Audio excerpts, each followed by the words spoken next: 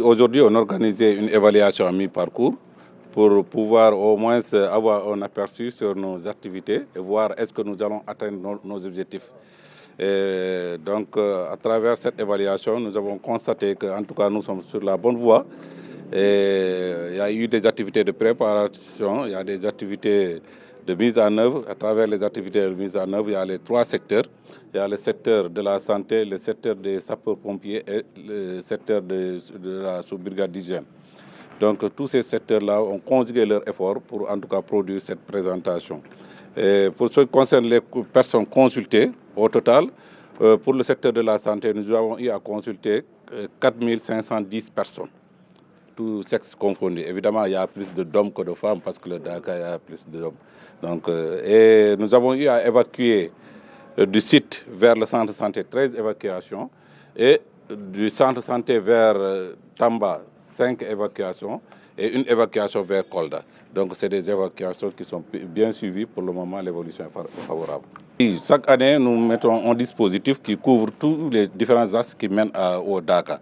Donc si vous voyez, il y a une équipe qui est mise en place au niveau de Manda-Douane, où il y a une équipe avec une ambulance médicalisée. Et au niveau de l'axe Diaobé-Velengara aussi, il y a des équipes. Il y a une équipe à Diaobé, il y a une équipe à Kandiaï. Donc il y a une équipe à Velengara. C'est juste pour faciliter la prise en charge des accidents qui surviennent au niveau de ces axes-là. Au lieu d'attendre une ambulance qui va être affectée à partir de Medina Gounass, donc on mobilise ces ambulances qui sont au niveau des axes qui vont transporter le malade vers le site de prise en charge. Et au niveau du site de Kalifourou aussi, nous avons fait la même chose. Il y a une équipe au niveau de Kalifourou. Et au niveau de Kalifourou aussi, il y a un poste de contrôle qui, pendant le Dakar, qui fonctionne de manière continue, mais pendant le Dakar, les activités sont multipliées par 10. Donc on renforce l'effectif, les équipements aussi. Donc là aussi, il y a eu des contrôles. Donc, il y a le contrôle des pèlerins qui viennent. Il y a le contrôle aussi des véhicules et de tous les moyens de transport. Donc là, vraiment, nous essayons de couvrir en tout cas tout le district pour prévenir d'éventuels accidents. Et comme vous l'avez constaté, nous avons fait cette évaluation avec les sapeurs. Donc notre dispositif est accompagné par le dispositif des sapeurs.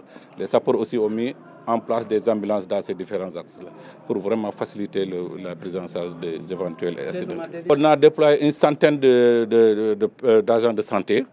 Et il faut savoir qu'il y a eu des médecins, il y a des infirmiers, il y a des sages-femmes au niveau de la cité de Medina Gounass. Il y a des médecins femmes aussi. Et il y a des techniciens supérieurs à Nodonto.